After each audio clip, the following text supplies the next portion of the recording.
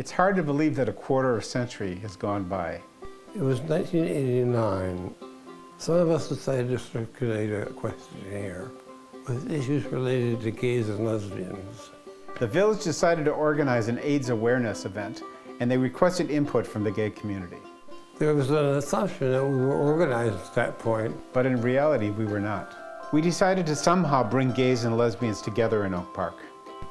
We invited anyone to join who supported equality for everyone, and call to everyone's attention that the gay and lesbian community was as equally a part of Oak Park's commitment to diversity as any other dimension of that. At first, we kept things unorganized, intentionally. We wanted this to be just a group of friends and neighbors working together. But as we grew, had more membership, had some new officers, we decided to make it a registered organization. Since the 70s, Oak Park became known as a very progressive community.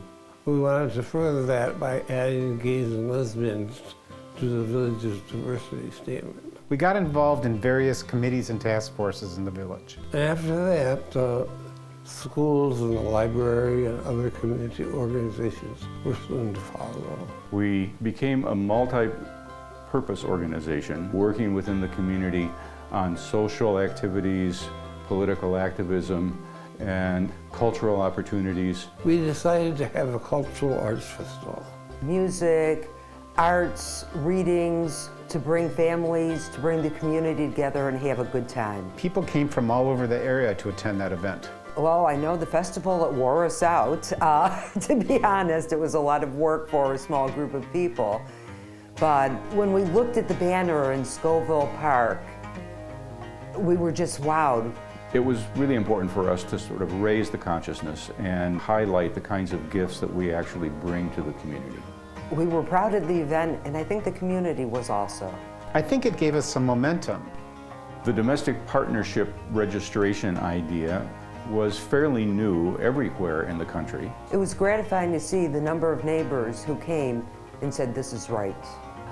I still have my card, October of 1997, when Bruce and I registered for the domestic partnership.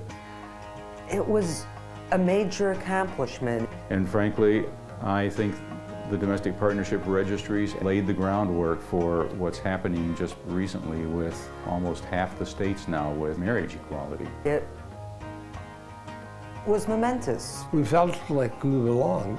Made me feel particularly enfranchised in a way that I understood before but really didn't feel as viscerally as I did.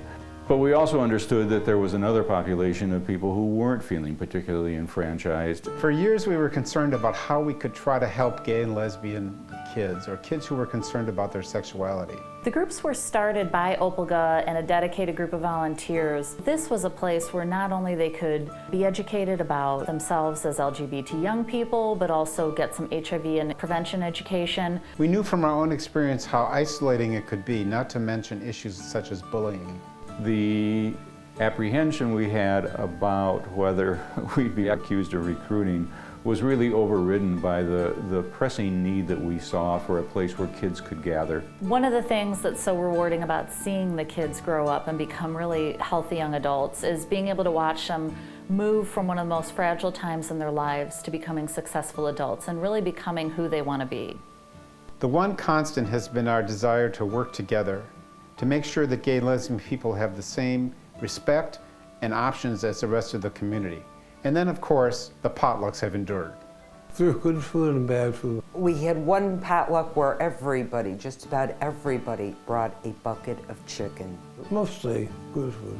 A great way to meet people, to socialize, to just have community time.